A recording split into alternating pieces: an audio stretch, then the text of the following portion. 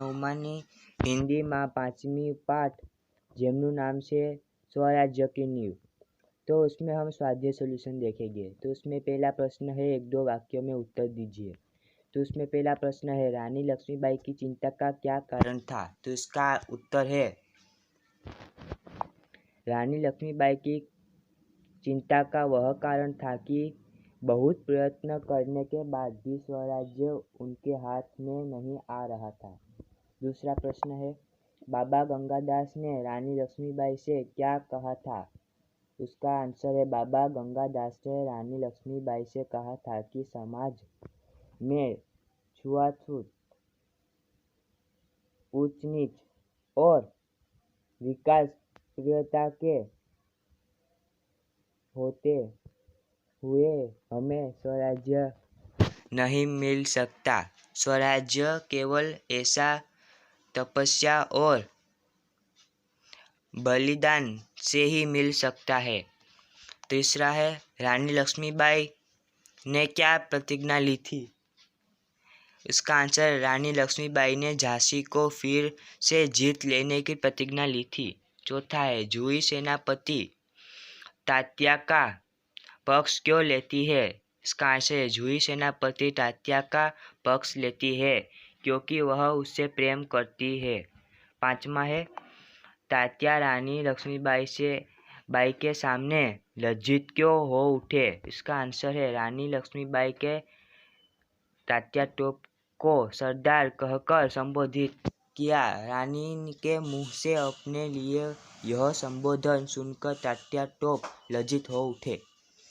तो भाई मित्रों, आप ये क्वेश्चन अपने नोटबुक या रफ नोट में लिख लीजिए, आपको कहीं काम आ जाएगा और आप इसको याद भी एक बार कर ले। दूसरा है, नियमित प्रश्नों के उत्तर 5-6 वाक्यों में दीजिए। तो उसमें पहला है, मार्ग में हिमालय अड़ने डरावनी लहरों के थपेड़े मारने नाविकों से जाने से क्या अभिप्राय है? इसका आंसर, रानी लक्ष्मीबाई को अपने प्यारी झांसी शत्रुओं के साथ में चले जाने का दुख है। स्वराज्य की मंजिल हर बार पास आकर दूर चली जाती है। रानी को हिमालय जैसी बाधाएं आती है। जब भी बाधाएं पार करना चाहती है तो देखती है कि नाविक सो रहे हैं। यह नाविक है विशाल में डूबे हुए उनके साथी सेनापति तात्या राव साहब, बांदा के नवाब आदि। दूसरा प्रश्न है, रानी लक्ष्मीबाई देशभक्ति की एक अद्भुत मिसाल थी, समझाइए। तो इसका आंसर है, रानी लक्ष्मीबाई हमारे इतिहास का एक अत्यंत तेजस्वी चरित्र है। स्वराज्य की उनका अंतिम लक्ष्य है। इसके लिए वह बड़े से बड़ा बलिदान दे सकती है। स्वराज्य की नींव बनने में ही वे जीवन की सार्थकता मानवती है। उन्हें राग रंग से सख्त नफरत है। उन्हें यही चिंता है कि स्वराज्य के लिए बढ़ रहे उनके सैनिकों की वीरता कलंकित न होने पाए। सचमुच रानी लक्ष्मीबाई देशभक्ति की एक अद्भुत मिसाल थी। तीसरा है, स्वराज्य की नींव शीर्षक कहाँ तक सार्थक है? प्रस्तुत एकांकी के लिए कोई अन्य शीर्षक दीजिए। तो इसका आंसर, सन 1857 का विद्रोह भारत का प्रथम स्वतंत्रता संग्राम माना जाता है। उसमें झांसी की रानी लक्ष्मीबाई, जूही मुदर, तात्या टोपे, रामचंद्र तथा रघुनाथ राव आदि ने देशभक्त का परिचय दिया था।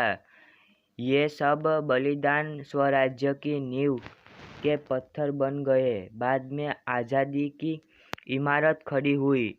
इसलिए इस एकांकी का शीर्षक स्वराज्य की नींव बिल्कुल सार्थक है। इसके अन्य शीर्षक हो सकते हैं स्वराज्य की आधारशिला और आज़ादी के वे परवाने।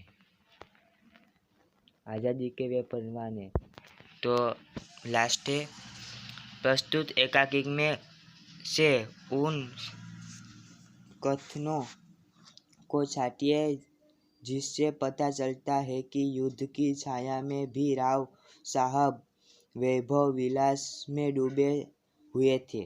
तो इसमें कुल 3 है। इसमें पहला है जुई, जानती हूँ महारानी हम विलासिता में डूबे गए हैं। दूसरा सुंदर, विलासिता में डूबे हुए हैं राव साहब बाडा के नवाब सेनापति तात्या। लक्ष्मीबाई, तुमने रोका है मुदर, मैं जानती हूँ। जब राव साहब के लिए बुलाने आए थे तो इसने उसको बुरी तरह तुत्कार दिया था। अब तीसरा प्रश्न है जिसमें टोटल 3 प्रश्न है। आशय स्पष्ट कीजिए। तो उसमें पहला है स्वराज्य प्राप्ति के बठरकर के स्वराज्य की स्थापना के लिए भूमि तैयार करना, स्वराज्य की नींव का पत्थर बनना। तो इसमें है इमारत बनाने के पहले उसके लिए उचित भूमि का चयन किया जाता है, फिर मजबूत नींव रखी जाती है। जितनी नींव मजबूत होती उतनी ही इमारत मजबूत होगी। इसलिए वातावरण तैयार करना जरूरी है। यह वातावरण सम्मान को लगाकर ही किया जा सकता है। शहीदों के बलिदान सम्मान को आंदोलित करते हैं और लोगों में स्वराज्य पाने की भावना तीव्र बनती है। दूसरा है शंकाएं अविश्वास पैदा करेगी और अविश्वास से उत्पन्न निराशा को दूर करने के लिए पाचल की झंकार और भी जनक उठेगी। उसका आंसर है राव साहब बाडा के नवाब आदिरानी के सहयोगी संकुचित दृष्टि के व्यक्ति थे। वे अपने स्वार्थ के लिए रानी लक्ष्मीबाई से झूठे थे। उनमें न देशप्रेम था न ही विश्वास था। एक दूसरे को शंका थी, शंका की दृष्टि से देखते थे। वो दोनों एक दूसरे को शंका की दृष्टि से देखते हैं। कौन? रानी लक्ष्मीबाई और राव साहब। एक उन्हें दोनों को, वो जो राव साहब है वो सिर्फ और सिर्फ झांसी के लिए ही आया था और वो दोनों झांसी के लिए ही जुड़े थे। अब आगे बढ़ते हैं। ऐसे में स्वराज स्थापना की बात उनमें परस्पर अविश्वास बढ़ा सकती थी। अविश्वास उनमें निराशा पैदा करता और फिर उससे उत्पन्न दुख दूर करने के लिए वे राग रंग में डूब जाते।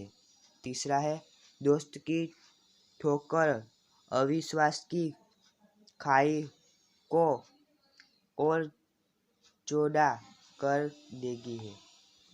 दोस्त में एक दूसरे पर विश्वास होता है, ऐसे में कोई धोखा दे तो दिल को गहरी चोट लगती है। गहरा विश्वास गहरे और अविश्वास में बदल जाता है और फिर पहले जैसी दोस्ती नहीं रह सकती। तो अब चौथा है सही शब्द चुनकर वाक्य पूर्ण कीजिए। तो उसमें दो हमें विकल्प दिए हैं, तो उसमें कोई एक विकल्प बैठेगा। तो पहला है स्वराज्य मिल सकता है केवल सेवा तपस्या और खाली जगह से, तो उस खाली जगह में आएगा बलिदान। अब दूसरा है महासागर की डरावनी खाली जगह थपेटे मारने लगती है, उसमें आएगा लहरें। तीसरा है अब ये जो दूसरा में लहरें है वो तो अपने प्रश्न में आया था, इसलिए आपको याद ही होगा। तीसरा है कौन कहता है कि हम खाली जगह में डूब गए हैं, उसमें आएगा विलासिता। चौथा है मैं खाली जगह के लिए नाच करती हूँ, उसमें आएगा स्वराज्य। अब पांचवा है हमारे खाली जगह कलंकित न होने पाए, उसमें आएगा वीरता। अब पांचवा है शब्द समूह के लिए एक शब्द बनाइए। तो उसमें पहला है धरती और आकाश के मिलने का स्थान, उसको हम कहेंगे क्षितिज।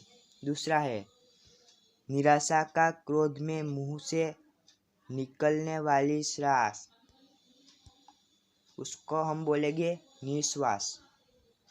तीसरा है कहीं से बनने वाला एक व्यंजन, तो उसको हम बोलेंगे श्रीखंड। चौथा है ब्राह्मणों को खिलाया जाने वाला भोज, उसको हम कहेंगे ब्रह्म भोज। अब लास्ट है स्वामी के प्रति श्रद्धा रखने वाला, तो उसको हम बोलेंगे स्वामी भक्त। अब हमारा छठा है उदाहरण के अनुसार शब्द बनाइए। तो पहला है देश, तो हमें उसमें शब्द बनाने हैं, जैसे कि स्व प्लस देश इज इक्वल टू स्वदेश। वैसे ही हमें बनाने हैं, जैसे कि भाव, तो स्व वत्ता भाव बराबर स्वभाव। अब तंत्र है, तो उसमें स्व आगे हमें कुछ करना नहीं है, सिर्फ आगे स्व लगाना है और प्लस की निशानी और जो शब्द दिया है वो बाद में लगाकर हमको वाक्य बना देना है। जैसे कि तंत्र, तो हम उसके आगे स्व लगा देंगे और प्लस की निशानी और फिर में जो तंत्र दिया है वो ही हम लगा देंगे और बन जाएगा स्वतंत्र। अब है जन, तो उसके आगे भी हमें स्व लगाना है और फिर हो जाएगा स्वजन। तो एकदम सिंपल है, सिर्फ हमें स्व ही लगाना है आगे। अभी हमारा सातवां और लास्ट तो है उदाहरण के अनुसार शब्द बनाइए। तो उसमें पहला है सूर, तो उसका है तो होगा सूरता और शौर्य, दोनों हो सकते हैं, कुछ भी लिख सकते हैं या दोनों भी लिख सकते हैं। दूसरा है धीर, तो उसका होगा धीरता और धैर्य। तीसरा है उदार, तो उसमें होगा उदारता और औदार्य। अब चौथा होगा स्थिर, तो उसमें होगा स्थिरता और स्थैर्य। तो गाइस आज की वीडियो में इतना ही। अगर आपको ये वीडियो पसंद आया तो वीडियो को लाइक करना, शेयर करना और अपने दोस्तों को जो भी 9वीं क्लास में है और उसको भी ये वीडियो शेयर करना ताकि वो भी देख सके। और ऐसे वीडियो देखने के लिए हमारे चैनल को सब्सक्राइब कर लेना। तो अभी से मैं 9वीं क्लास की वीडियो भी डालूँगा, तो आप